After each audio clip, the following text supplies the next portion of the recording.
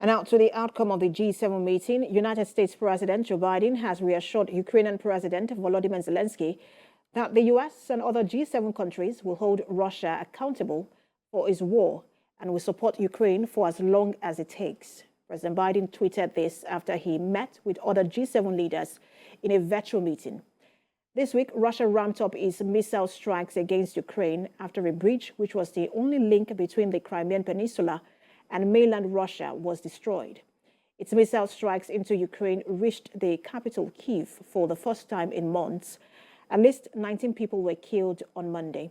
In a joint statement issued by the G7 leaders, they said, quote, "We have imposed and will continue to impose further economic costs on Russia, including on individuals and entities inside and outside of Russia, providing political or economic support for Russia's illegal attempts to change the status of Ukrainian territory," end quote. The G7 leaders also reassured President Zelensky that they are undeterred and steadfast in their commitment to help Ukraine uphold its sovereignty and territorial integrity as they sustain financial, humanitarian, military, diplomatic, and legal support to Ukraine. And joining me virtually now from Washington to discuss developments in Ukraine is global reactions is Calvin Dack, a global affairs analyst. Thank you so much for joining us. Good to be here. Now, let's begin with this pledge by the G7 countries to support Ukraine for as long as it takes. Does that sort of, for you, does that sort of clear all doubts about a break in ranks amongst Western leaders in terms of how long the support for Ukraine should take? Well, I have to tell you that I actually, when I was reading the statement, for as long as it takes, kind of gave me pause. And here's why. I think there is broad support in the United States for, supporting Ukraine in this Russian war in Ukraine. I think that's probably about the same in the countries of our NATO allies. However, what does that mean? And the thing that G7 countries have to do is describe to their own populations, what does it mean to commit our resources for as long as it takes? Basically, I think a simple way to put it is, what's the plan? Because I think a lot of times, I know in this country, people see what's happening, they see what Putin is doing, and it's like, if we're going to commit our resources, why aren't we doing more? So I look for the G7 countries to kind of explain that a little bit better. And how far really do you think that Western countries are willing to deplete their weapons stockpile when you also consider that they too will become vulnerable as long as to attacks, as long as they continue to deplete their weapons stockpile, as we understand that in Europe, the weapons stockpile are now being depleted? I think that statement was made by Jens Stoltenberg, the NATO Secretary General. Yes, you're right. The military stockpiles is an important issue. I know that in the back of everyone's mind is, will this eventually lead to troops on the ground from the U.S. and NATO allies? I'm less concerned about the stockpile question, because I think that I know in this country, if what we do in that commitment for as long as it takes is providing more weapons, more funding, I know there's an appetite for that more so than troops. But at the same time, is when does this end? Because we're in month 7 now of a lot of things that should have already deterred Putin from continuing further. And we see that he's going harder and faster than he was before. And if this war actually goes for as long as it takes, is there concern, or are you concerned that the U.S. might just be the only country standing in terms of support for for Ukraine?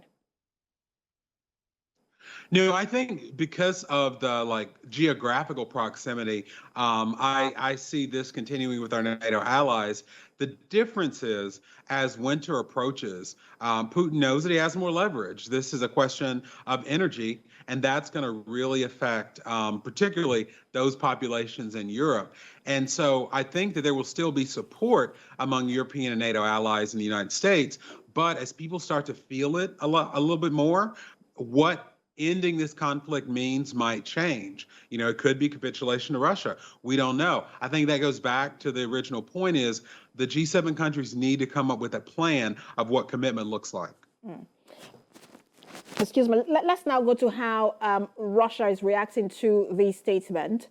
We've seen Kremlin spokesman Dmitry Peskov. He says that Moscow expects confrontation with the West.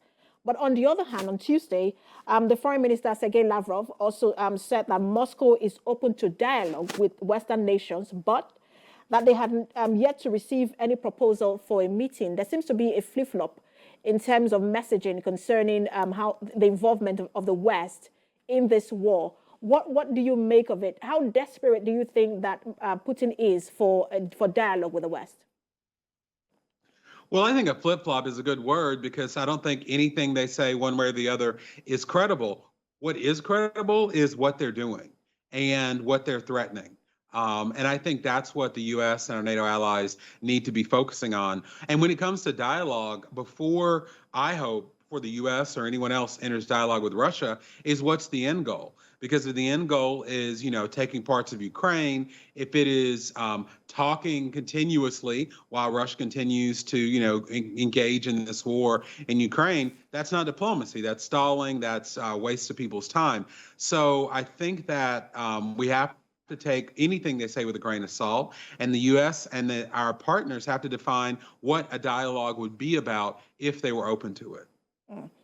And we also know that at that meeting, the G7 leaders also did say that they would hold Putin and those responsible for attacks on civilian population to account.